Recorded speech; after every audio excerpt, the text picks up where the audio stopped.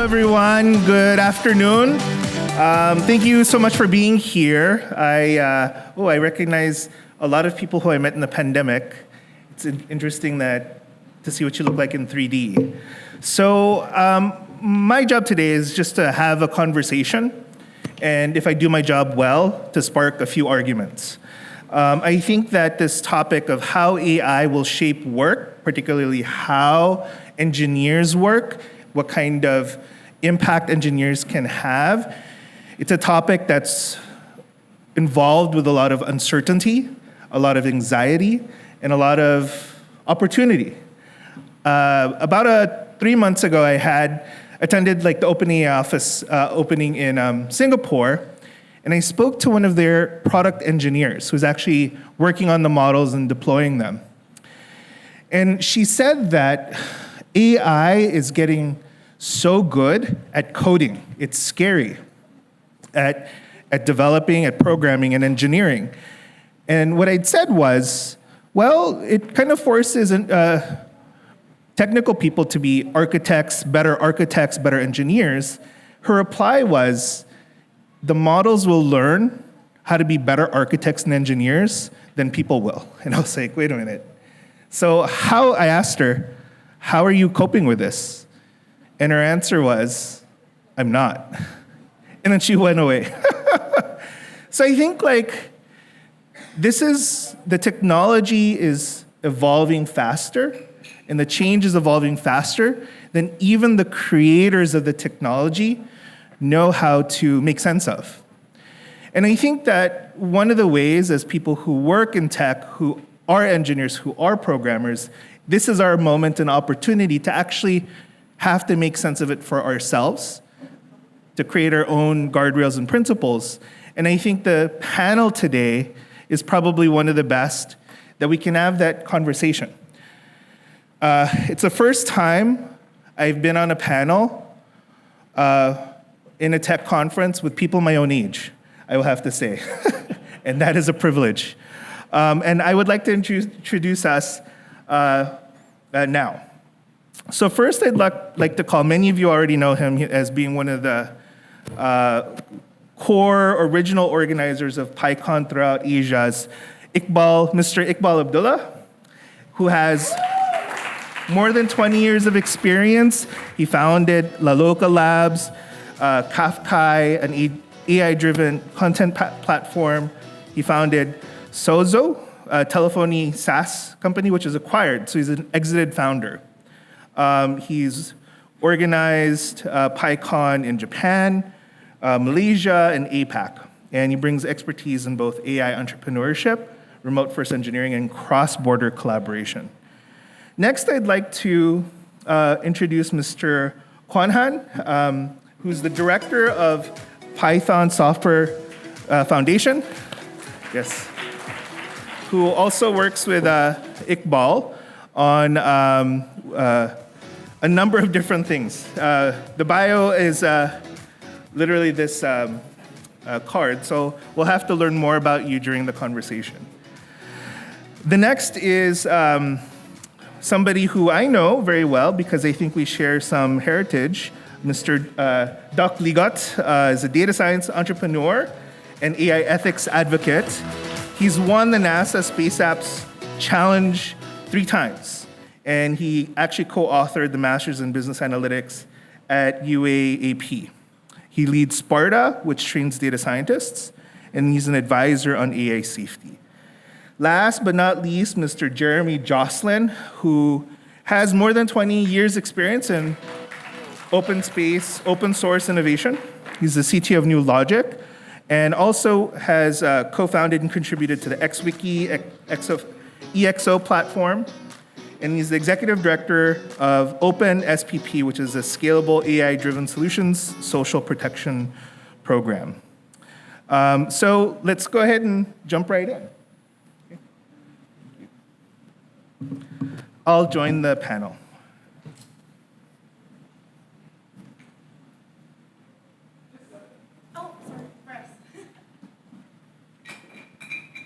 Test. Just so we know who's in the room, how many of you work at a startup? Okay. Ooh, okay. So it's about 50%. How many of you work for a corporate? Oh, the other half. Okay. How many of you have like your own consultancy or work for yourself, like your own agency? Okay. The minority. Today we're going to really talk about making sense of the shift in AI now, but maybe just to ground everyone in everyone's current exposure and experience to AI, I'd like to kind of go around and get a sense of like how has AI changed your own way of working or how your team works. So let's start with Jeremy.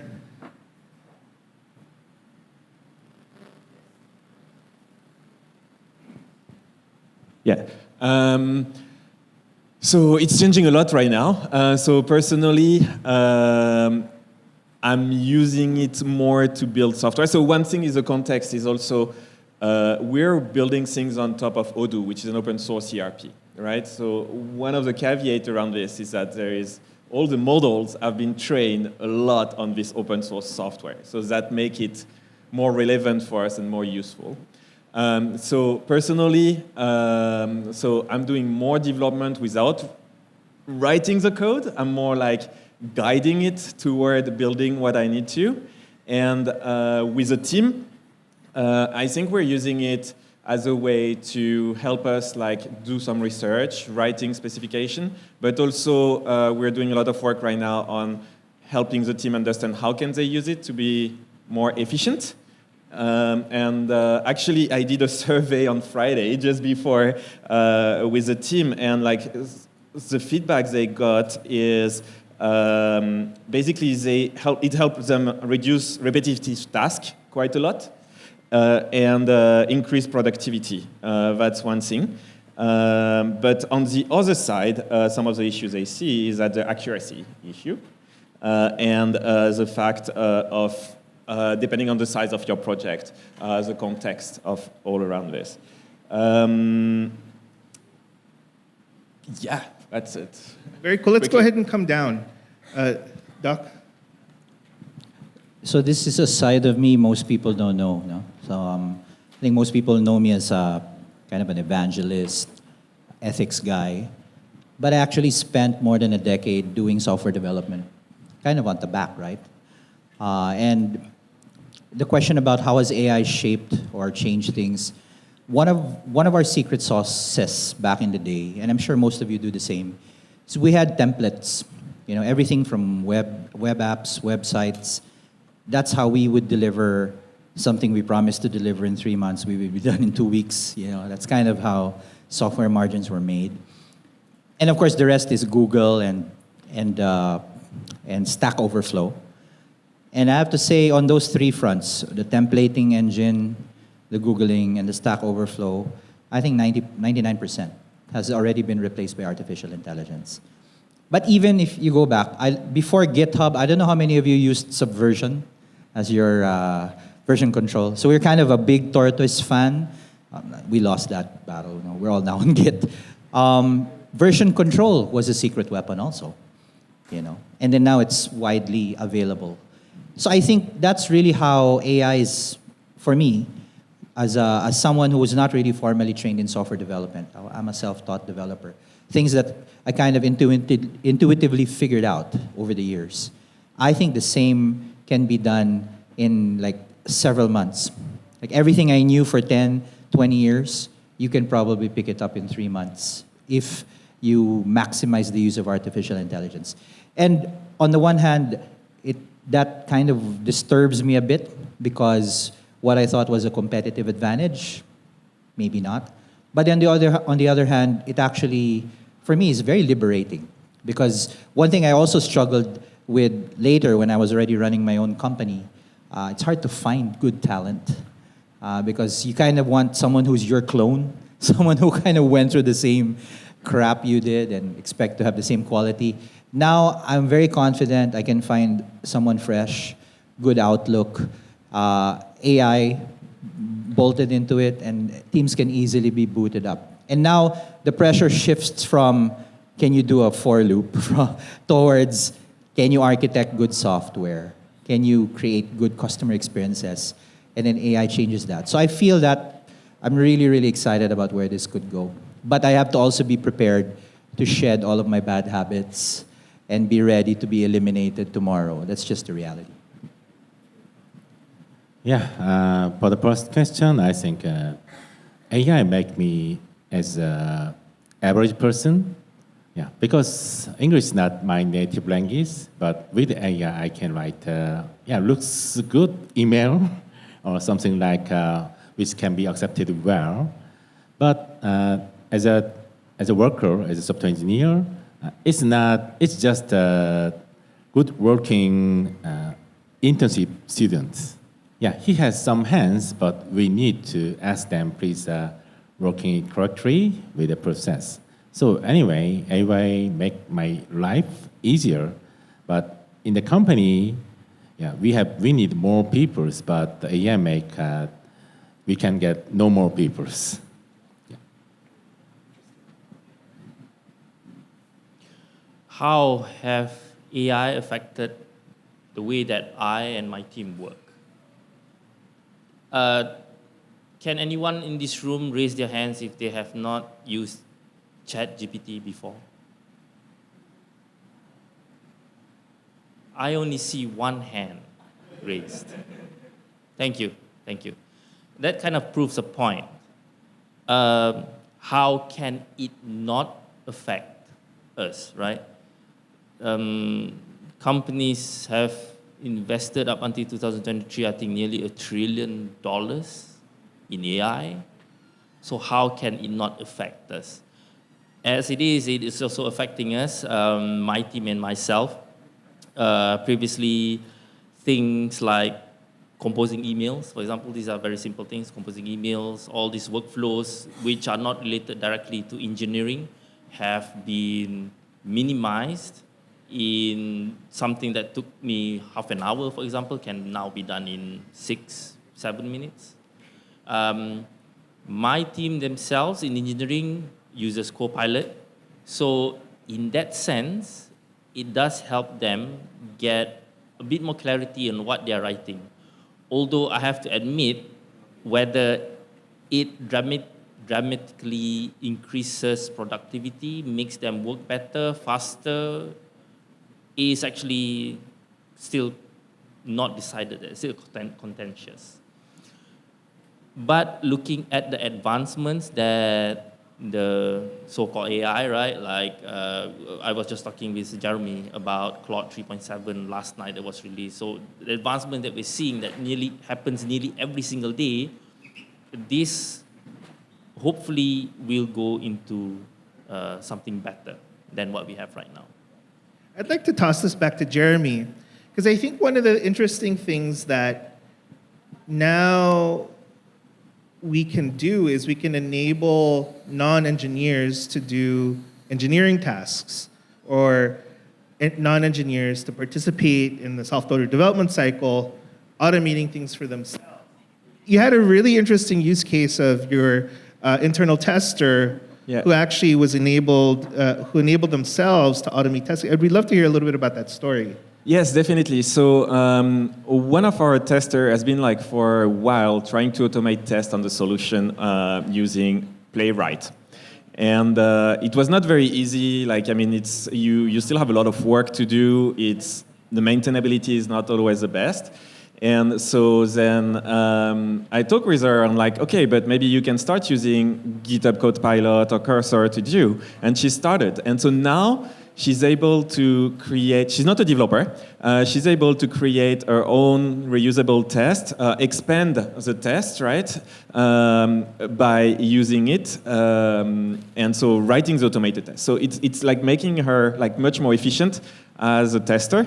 And everybody she presented to the rest of the team last week, and everybody was like impressed with what she's been doing from someone who was not a developer. So I think it's kind of very useful. And just quickly on the feedback on what was said, I took some notes. So one thing also is that everyone now can have their own junior developer. And I think this is like, even for the one of you who are the more junior, I think you now can have your own junior developer as AI. And Matt, everybody knows Matt, I guess. I was talking with Matt just earlier, and he was telling me also, like, he sees it like as also having people having their own pair programming, right? So now you can do pair programming more easily with a developer, right? It's key that you don't take the output of the AI like this and say, like, okay, I'm going to commit it now. You're a developer, you're still responsible, right? You're being paid to be responsible for the code you're doing. And this is really important. And this is where I think it's not totally going to replace the developers, because like you need to be able to blame someone, and the developer is good to blame. But like you have a responsibility for verifying what it's doing, making sure that it doesn't like make you skip the code review. And maybe it's going to be something that's going to help like pair programming, because pair programming is not always easy. As an introvert, it's very hard for me to be pair programming. I have a hard time sitting next to someone to code, but with AI, I can. And I think it's going to maybe push again, I guess, this methodology. So, yeah. And I think I'm going to kick it back to Iqbal in a second. Like my talk about people who we like to blame, my CTO, Aaron Lee's in the room. There he is. The only time he says, yes, you do blame me whenever things go wrong. But of course we don't, because Aaron's with his friends right now. So, and the other thing is my chief design officer, Alexis, we're trying an experiment where we're actually training our designers and kind of giving them cursor and see how far they can take developing on the front end. And Alexis himself took on that challenge, and he, instead of building something for the company, he built a badminton app, which is totally fine because now he can apply those skills with Calibre. But we're now, I think the next experiment that we're trying is like for people who do play a role like designers, internal testers, we're trying to see how much can they do that they typically would work with a developer or engineer to actually get off the ground. But Iqbal, I think you're saying, and I'll pass you the mic, you know, in order to use tooling really well, generative or copilots, you have to be a more thoughtful engineer. You have to understand the fundamentals. So considering kind of like this concept of having a junior engineer, like how would you coach someone to use it responsibly? What should they learn and know how to do to know whether or not they're building things the right way using a copilot or something like Cursor? No, that's a difficult question, but I think the first answer that comes on top of my head, like any, even without AI in the picture, is actually to talk to someone, right? So you need someone to talk through the thought process that that person went through in writing that code. Why is it written that way? And that explanation usually is done when, if you're a junior developer, you come on board and then you get like sort of like a initiation day and stuff. So that is actually the best way to learn why. So AI cannot tell you why that code was written. Maybe it was written 5 days ago, maybe it was written 10 years ago. Why that code was written, AI cannot tell you that. AI can only tell you how that code was written. So this is where, when I talk to people about AI, there's a certain amount of skepticism that AI can actually do everything, that's going to take their jobs, but they cannot give you the reasons of why you're doing your job. They can tell you, you can write this code better this way because he understands patterns well. Well, that's not really true. If you folks, can I see a raise of hands if you've heard the name Anthony Shaw before? Okay. How about Simon Williamson? All right. So remember this name, Anthony Shaw and Simon Williamson. They are our community. They are our community members. Simon Williamson did a keynote last year, I think. Was it last year? It was last year. Yeah, about AI. Anthony Shaw, he's working in Microsoft right now. He did a keynote in PyCon Hyderabad just a week ago, I think. A week ago, 2 weeks ago. So we have some friends from PyCon Hyderabad with us today, so you can ask them. these are the two people that I will always refer to first when we want to talk about AI. And Anthony Shaw said they can understand patterns. They here means AI can understand patterns, but not every all amount of pattern. And none of them have told me that AI can tell you why you're doing something.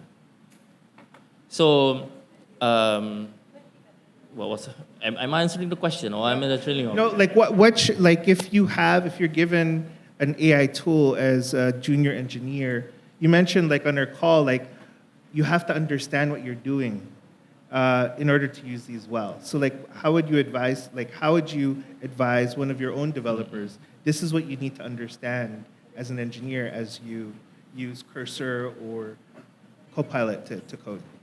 Usually, the first thing that we will go through in that instance is actually to explain the business use case. Why we're actually doing this, because the customer, this is the type of customers that we have, this is customer, what the customer wants, why the customer wants this, because this is the business that the customer is doing. So this is what only we can do. I mean, you cannot ask anyone else to do that. So from there, then we go into the code itself. Okay, then this is where it's developed, this is where we upload it, this is where you run it, and this is where the different functions are, and then this is where you can look into the documentation for.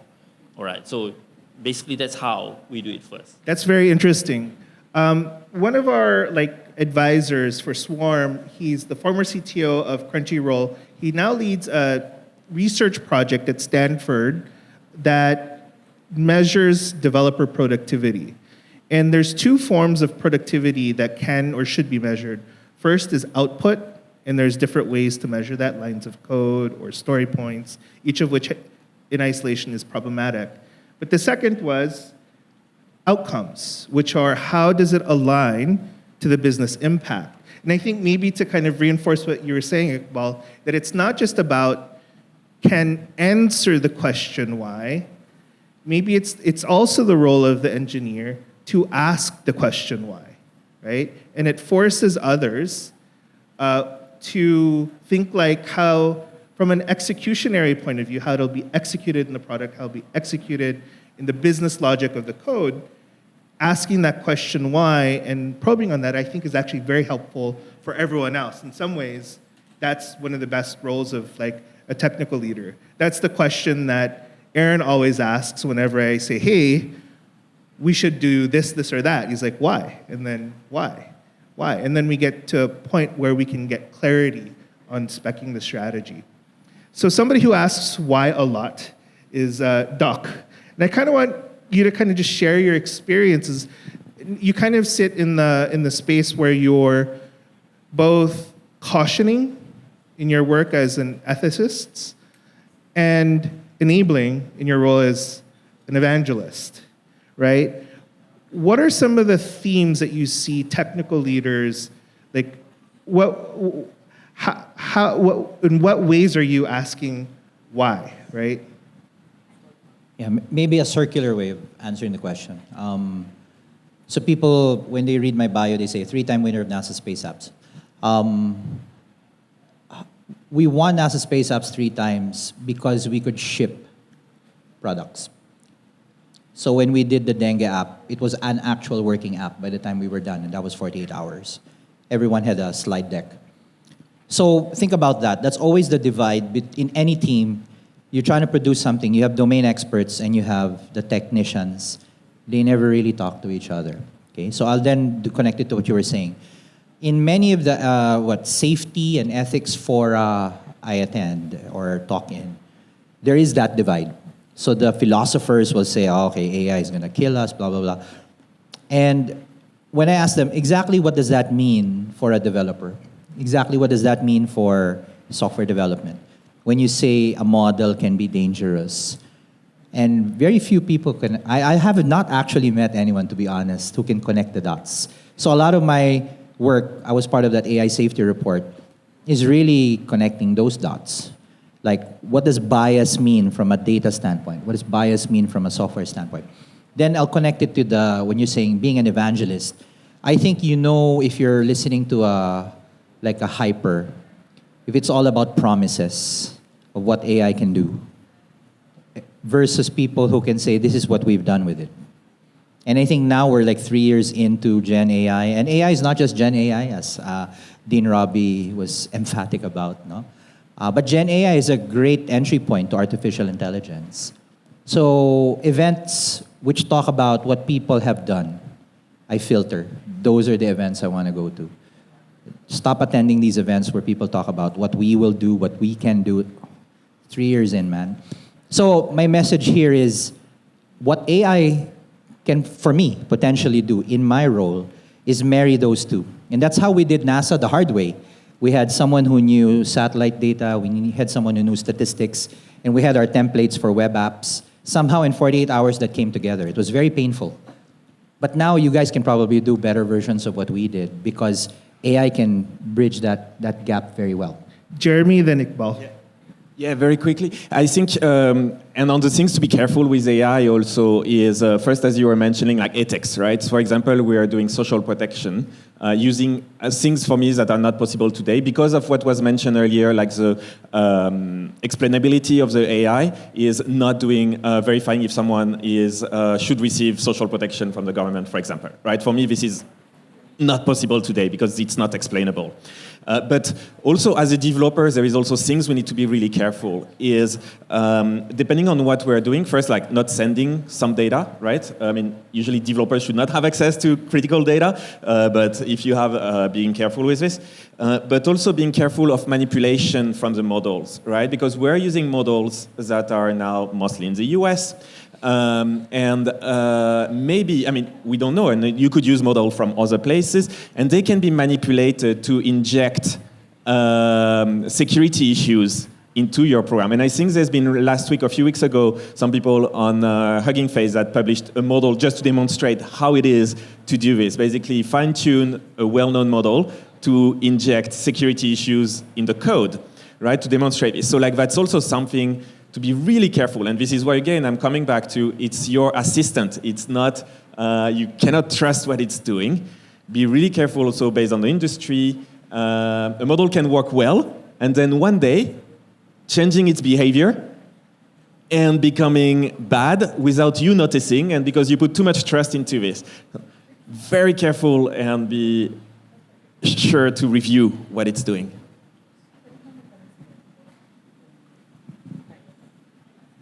Just to add, I find it interesting, so I just wanted to jump on, add to what the doc mentioned just now about AI can do this, AI can do that, but no one's doing anything on AI, with AI right now. So it's sort of like that, I'm just paraphrasing.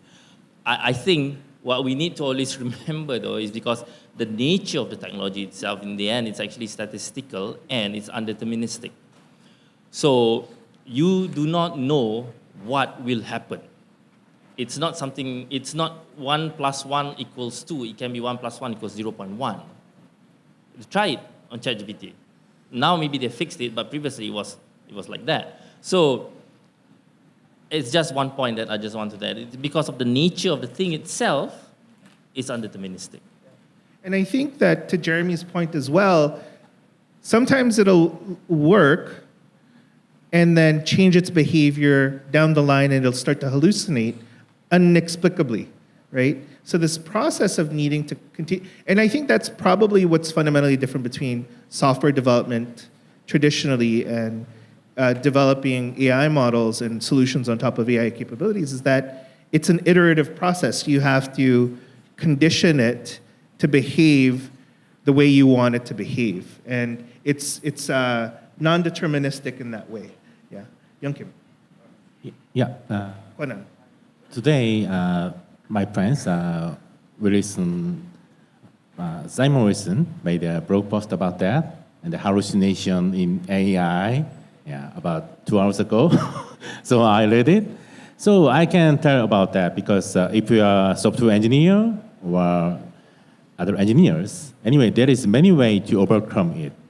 Like in this case, as you know, there was a topic like TDD is dead, something like that. But in these days, I think they are getting bad.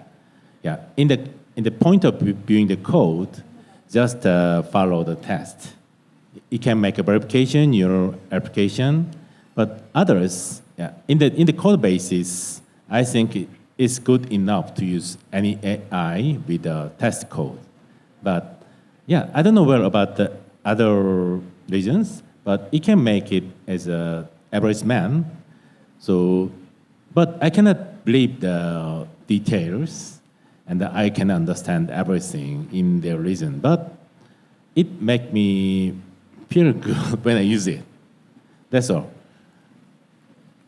In some ways, I want to pick up on what Doc said, was that what we trust AI to do can lead to adverse outcomes, especially when you introduce concepts of bias, especially when the data that the models were trained on had inherent bias or were irrelevant. And just even in classical AI applications, like Calibre built a recommendations engine, and it showed jobs to people who we thought that job would be relevant for. And what it inherently did, like when we just let it go, is it converged, it actually showed recruiters the same 2,000 people over and over again, and excluded more than like almost 3 million. So those 2,000 just got bombarded with invitation to apply. And there was inherent biased concentration because we trusted it to do what it's supposed to. And when you think about even some of the more classical applications that are on credit rating, investability, a lot of venture capital firms now use AI tooling to evaluate business proposals. It can create certain levels of bias. So I kind of want to come back to this question of trust and go to the opposite side. We talked a little bit about the opportunity. What are some things that you today cannot trust AI to do for you, whether if it's generative or elsewhere? Yeah. So I think for me in my space, first would be validating enrollment into a social protection program, for example, right? For me, like the way we see it, maybe we can use AI to help the social protection person to decide the criteria, to analyze the data, but not to execute the verification, because it's not repeatable, it's not explainable, and if you say to someone like, hey, you didn't get your 5,000 pesos from the 4Ps, but I don't know why, it's going to be hard. People are going to be pissed off, rightly. So I think this is this. And then after, for critical things, right? Security, as I was saying, because even if a model is working well today, it doesn't mean that a bomb hasn't been implemented in it. And an easy thing is like, for example, they could do training on the fact that everything goes well until a certain date, because often the date is in the prompt, and then it changes its behavior later, right? Or using specific keywords or specific language. So highly secure things, regulated, there might be things also to be careful. So, yeah. Something to share about AI safety and risks. We define 3 types of risks, very different from each other. The first is misuse, humans using stuff the bad way. The second is functionality, the thing doesn't work the way you expected. And the third is systemic, which is these social galactic risks. I think developers would be very familiar with functionality risks, exactly as your Calibre example. You thought you designed the software this way and it doesn't act that way. Includes hallucinations, includes all these bad automation. I think within your developer toolkit, you should have uses for ways of mitigating those risks. Is the other 2 that I think are problematic.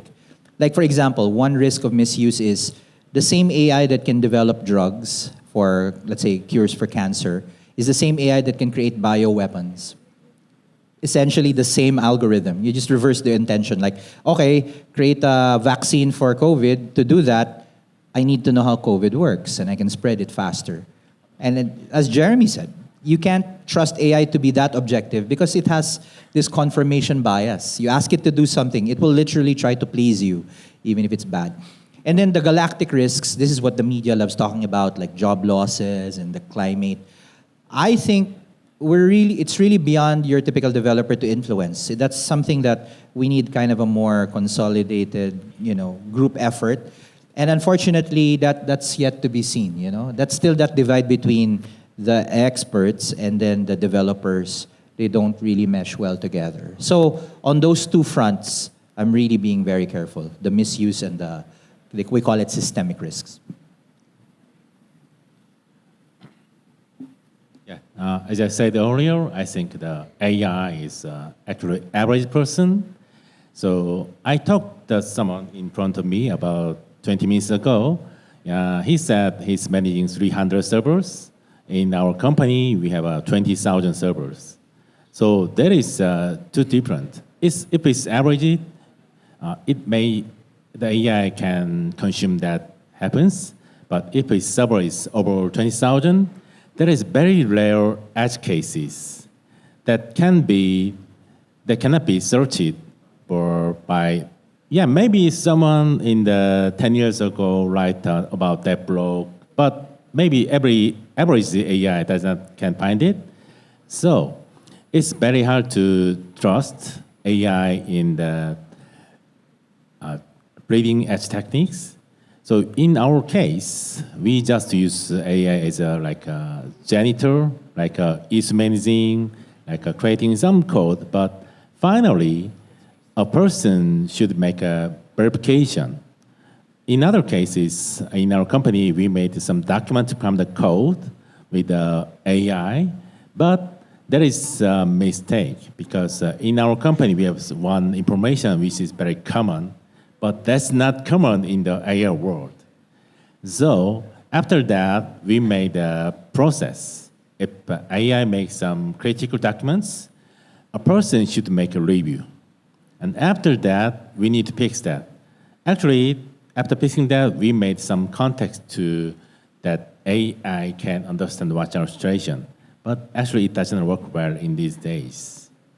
So, I trust AI, but not the critical things. So if your working is maybe some kind of average, it's okay. You can trust. But sometimes you do it without AI because without that, you cannot get the bleeding edge things. And I think this is where probably the biggest unlock for how generated and AI-driven development, that's going to be the big unlock is when you can start to automate how you test your software and how you evaluate it against your functional objectives, your outcomes, and your output, then I think you should never trust AI, but then you use tests to mitigate that risk. I think that's really interesting that you use humans to do that today, but humans can also be augmented with AI tooling to be able to automate that as well. Iqbal, what would you never trust AI to do today? I will not trust AI on anything. Look, do you trust a random person that you see on the internet? It's basically the same thing. You don't even trust the random person that you see on the street, random person that you see on the internet, and AI is actually much more than a random person. It's a random person who knows what all the other random persons on the internet have written. Unless you know what you fed your AI, you understand the data that if you put in your models, and you know the parameters that works with it, then that is totally fine. But the fact is, we don't know that. All the generative AI, large language models that we have right now, they're using OpenAI or everything is included, they are all scraped from stuff from the internet. And do you folks know what we humans write on the internet? They had to go back and clean that up and try to make it unbiased this, unbiased that, and then take out all the bad stuff which made people so sick to work. And they were paying people, very small amounts of money in Africa somewhere. That's what I read on the internet. So I don't trust AI on anything. Actually, for the simple reason, because whatever decisions that I make, I have to be responsible for. AI cannot take the responsible for you. You can't make a decision based on something that you ask ChatGPT, and then when it all turns bad, then you say, no, ChatGPT made me do it. No, that doesn't work. Jeremy gave an example just now about 5,000 pesos not being paid out, and you do not know why. Have you heard about, I think was it United Airlines that put AI in the chatbot, and then that AI said, okay, anyone who answered this question, something, they were going to give a refund, regardless of what United Airlines internal policy has. And they went to court, and the court says, no, your chatbot says that you have to give a refund. Now you have to give a refund to everyone. So decisions comes with consequences, and make sure that decisions are the ones that you know that you're making and not being told by an AI. Yes, Jeremy. Just quickly to add, I think a very good point, and I think this is what also bring to open source models, and the fact that open source model is not just open weight, right? So it's not just about downloading weights, the capacity to download weights. It's also the full process so that you can reproduce it from the open source initial data set to the way you train it and up until the models and the things. Because that's the only way you can ensure somewhat, because it's still a statistical model in the end of what it can do, right? And if it has been biased or at least in which direction it has been biased, right? So yeah. And I think this is an interesting concept of, one, understanding the explainability of the model itself is very important, but then how you use it and how you incorporate it into your workflow has to create these trust and check and verify what's, and human in the loops to be able to manage how, in some ways, people are now managing AI. Sometimes you use AI to manage people, but to make sure that the accountability and the explainability of what's happening is there. And I think those systems and those workflows will mature as these get incorporated into our workflows as organizations. Sure, go ahead. Definitely, and I think this is why I think this year, models that continue to progress, but we don't know. Maybe we're going to plateau. We don't know. But I think where there is a lot of opportunities is in the agentic AI toward how do you orchestrate these models to check themselves, pin them against each other to verify. It's going to be things. But at the end, this is where developers we are still needed, is also we need to verify. We're responsible, right? You're responsible for the output to your company, to your...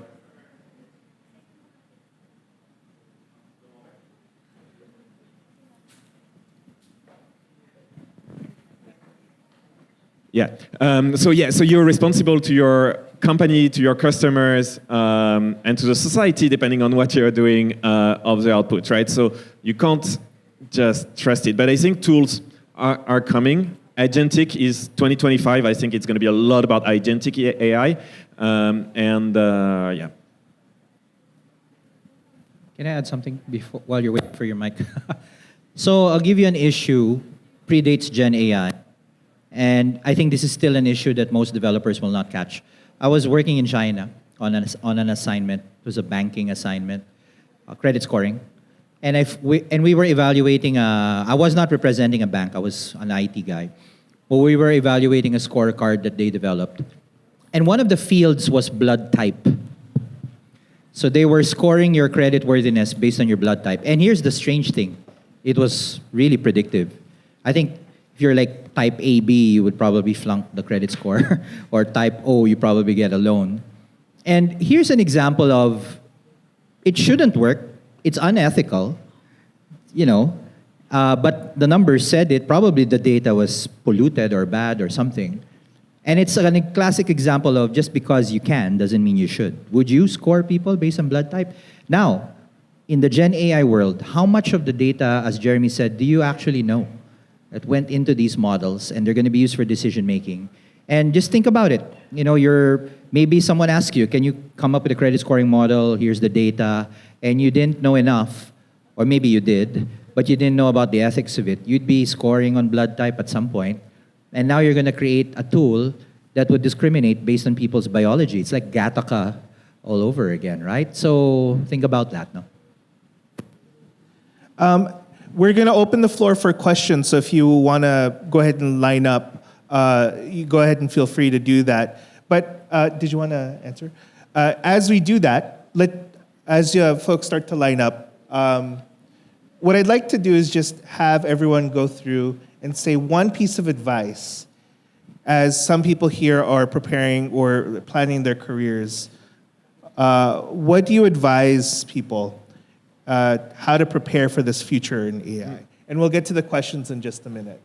Yeah. So I think it's going to change a lot on the job of developers, but start experimenting with it, start to learn it, and start to embrace it, see how you can become a better developer with it. That would be my advice. For me, depending on where you sit, you can either hate HR or love HR. Because if you apply for a job in the Philippines, especially, you can bet AI will be taken against you. You cannot say I use AI to develop things. But in startups, you cannot say you don't use AI to develop things. So just for me, I feel this economic shift towards empowering startups, empowering freelancers. But the corporates pay a lot of money up front. So if you're trying to carve out a career in software, think about that. Maybe you use AI to look like you don't use AI, and then you pass that interview, and then inside you use AI anyway to make things happen. But it is going to be a painful thing, dealing with HR. Yeah, I just want to talk about the discipline. Yeah, AI is a good thing, but it's not a money printing machine. So when you can use the AI to get more productivity, but with that productivity, you need to do more things. With more things, you can get some discipline. But without that, there are many people, when the new models comes out, they said, there is no more jobs. There is many people. But I think they are on the dark side. Yeah, we want to keep the light side. With the new model and upon new people, you can get more reasons how to learn more things instantly.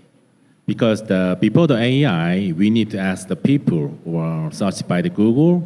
But with the AI, you can get an instant response. With that, you need your people, like a mentorship or networking. So with many times of failure, you can get a discipline. That's all.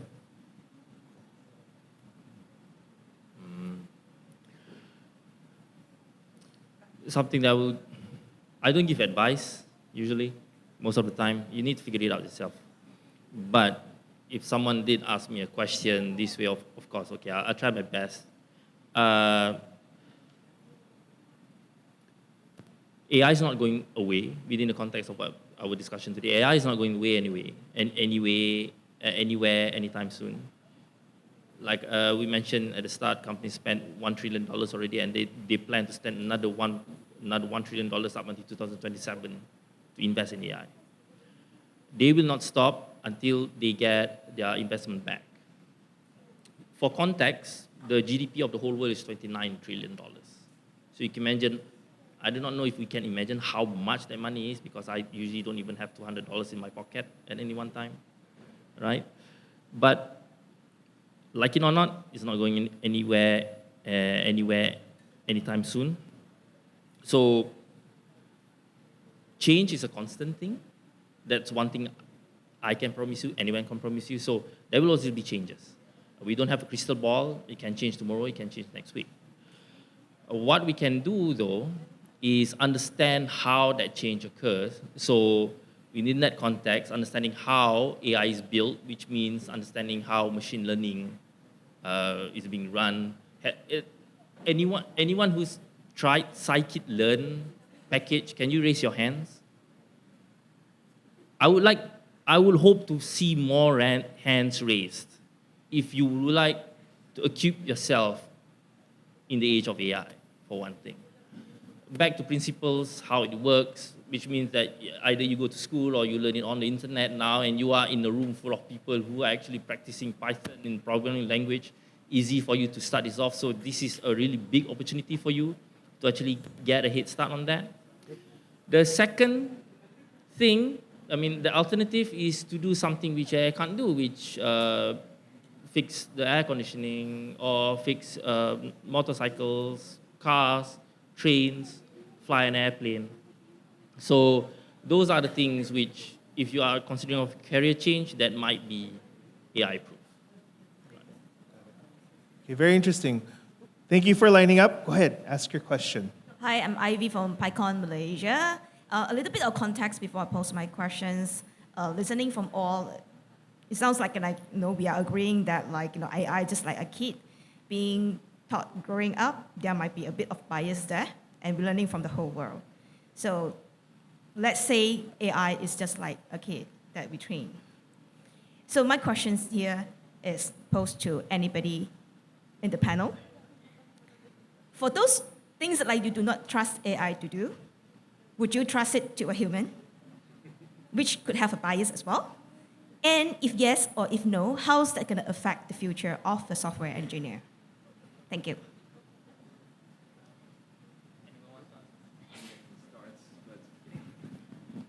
I'm just gonna agree, right? Yeah,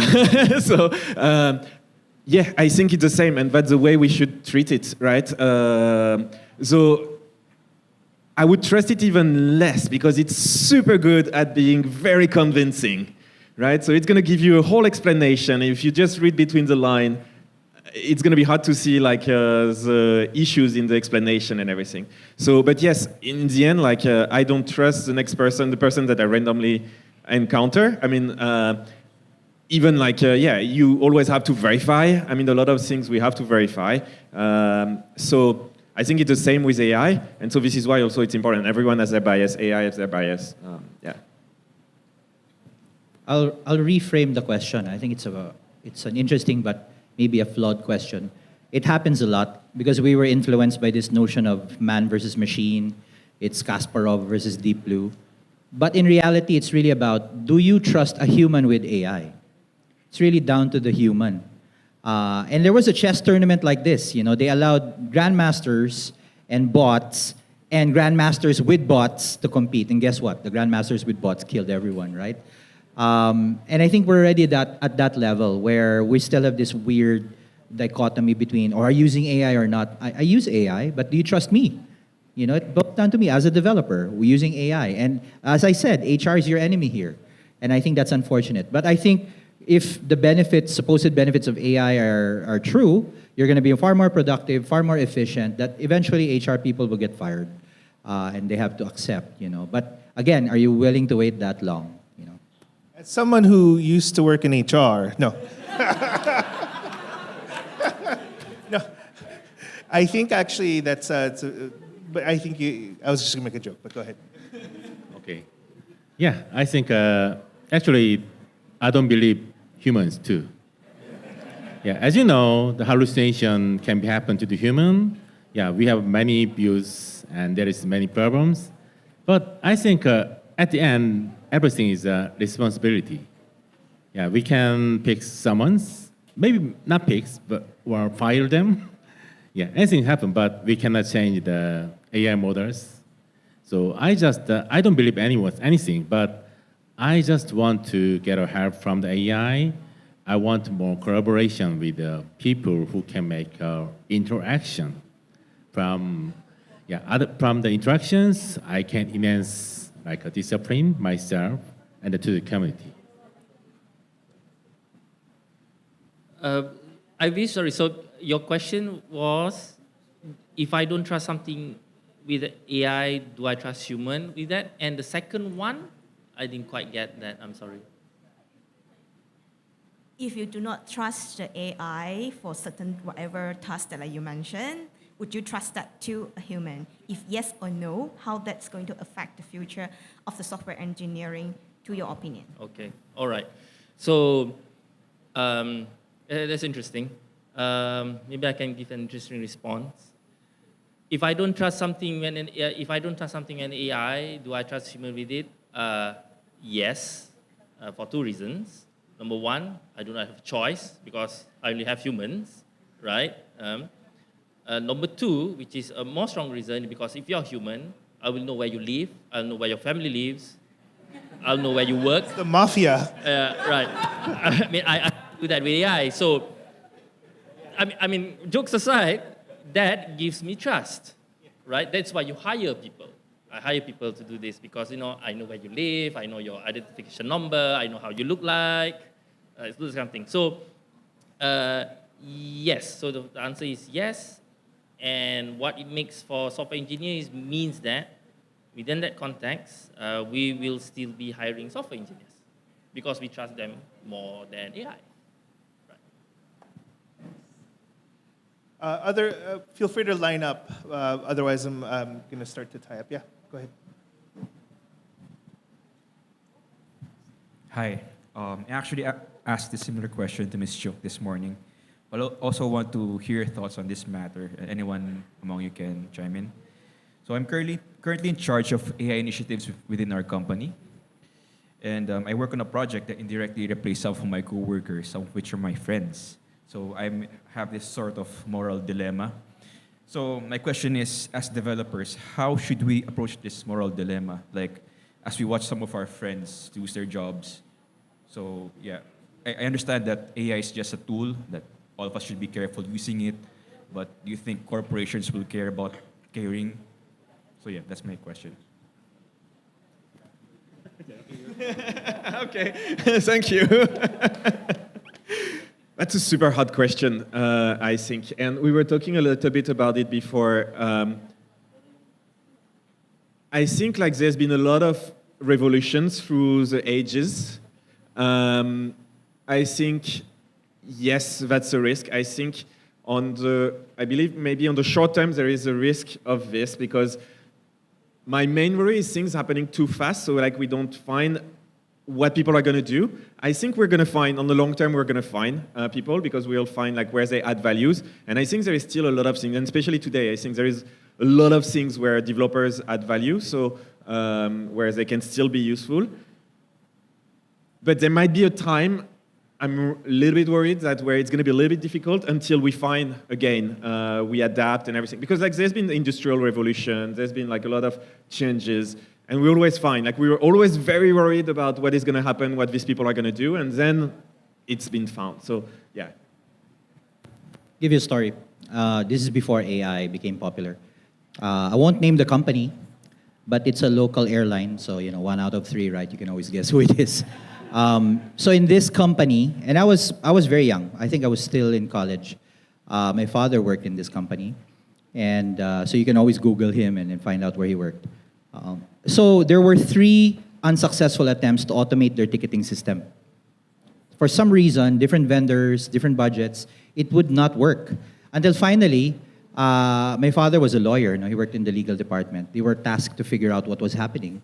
And apparently, the employees were intentionally failing the project because it would destroy these cartels that were gaming ticket prices and scalping them. Scalping! You can scalp airplane tickets. Can you imagine back in the day?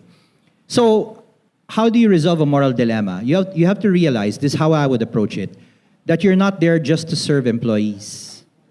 You're there to serve customers. And sometimes, what's good for the employee may be bad for the customer. Automation is one. So if you can resolve that, hey, maybe my colleagues will lose their jobs, maybe. There's always a way out. But if it results in better business, in better customer experience, I think ultimately it has to redound back because that's really what business is for. But if you're kind of in a situation like that airline where there are inner cartels and syndicates, clearly employees were making money, but it was notoriously difficult to get a good price ticket and, planes were always getting canceled, then are you really, really doing a good job anyway? So that's how I would kind of do the tie break.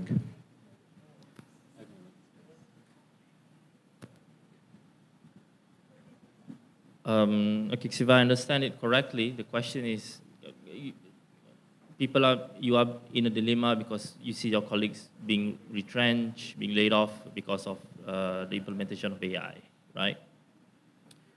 I'm a business owner, so this might be something not to the nature of what business owners say or do, but the first thing that I would like to emphasize on is that that dilemma is not yours to handle because you did not make that decision to retrench people. It's not your fault. It's not your fault. That dilemma needs to go to the actual people, person, board, whoever actually made that decision. Why do you actually lay off people and replace them with automated machines? Okay. And I personally think this question is beyond what our panel can talk about, because then the actual concrete things I think that we can do will be things like creating unions, employment protection, government policies. So it goes beyond what we are just talking about in PyCon today. But just to reiterate, that dilemma is not yours to handle. So I was a business owner. My first company, Caliber, actually had to let go of a number of people for reasons other than automation. And I was actually one of those people. And I think that when you look at, so I'm going to approach this from somebody who's an employee, but also who has a perspective of somebody who has a bit more agency as an entrepreneur. I think that the world right now, even if you want to take like consulting, AI right now is doing two things. One is it's helping companies suppress the bottom line, which comes with cost cutting. But it's also helping them increase the top line, which is create new revenue. And guess what the second most important category is? It's around software engineering, right? So I think that the question, it may be an entrepreneurial question, is folks who are getting laid off, or like as I laid myself off from my previous company, also could create opportunity to participate in revenue generation. And I think my previous company, the fact that I had to leave that opened up the opportunity for me to now participate in the economy that's helping companies adopt AI, right? So I think in the net, there's going to be a lot of value creation that's going to happen. And I think to Iqbal's point, Python developers speak the lingua franca of like NLP. And I think that there's an opportunity to learn how the technology can work, to apply it to something that other developers or even people in the market can't do. So I think empathy first, right? But there are greater opportunities that will be created, and in some ways, they're on the front line to be able to take advantage of that. So I think that might not be solace to somebody who got a pink slip. It was very painful when I and like all of my 50 product team members got laid off, but everyone else got a job afterwards. Some of them I helped, some of them they just found on their own. But we all kind of position ourselves in a place where we are taking advantage of the new opportunities that are created. And I think that this is, these are probably the two eventualities, the Star Wars dystopian view or the Star Trek utopian view. I think that there are jobs that will be destroyed, like when typists and stenographers, when the computer was invented. But I also believe in the mid to long run, there'll be jobs that we can't envision now that will be created.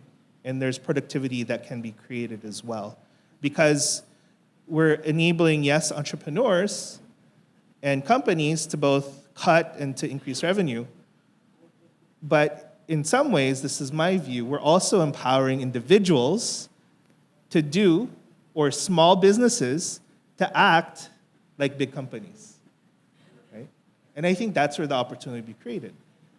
Enabling small businesses to create and capture more opportunity that corporates can. I run a platform of very senior, like the person who built SageMaker is on our platform. Former CTO of IBM is on our platform. They don't want to work for big tech anymore. They want to work for themselves because they themselves believe that the only people that they trust are themselves and the people around them. So they want to create opportunity for themselves and the people around them.